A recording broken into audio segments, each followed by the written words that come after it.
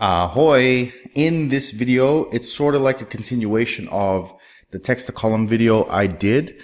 In this one, though, I'm going to teach you the fixed width method of of text to columns, right? So the difference between fixed width and delimiting is that in the delimiter, you're using a special character, a semicolon or a comma to separate the data sets. In some databases, when you extract them, instead they're split up by just position. So obviously you can see in here, they all start at the same position: Alex, Jonathan, Petra, Peterson, Dowry, Johnson. And so you can actually split it just by that positioning. So let me bring this into Excel. All right, this was just the method I was doing before. Let's just do a new sheet. Okay, let's zoom in. And again, if you watched one of my other videos, I used a font called Consolus, right? And that just shows that splitting that is kind of famous in programming language. All right, so I'm going to copy this in case we want to do a few other ones.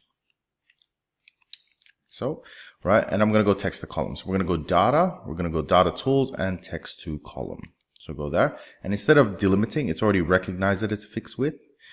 In here, instead of saying the character, you select the position. So here I'm going to set that one.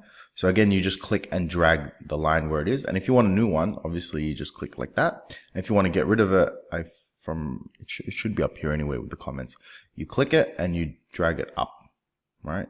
Basically dragging and dropping it off. Okay. So then when I go next, those are now my three splits. It's got general formatting, next, finished. Okay. So now they're in three separate cells. Now, as an analyst, I can now play with that information a lot better. And that's it. So I hope you enjoyed and see you next time.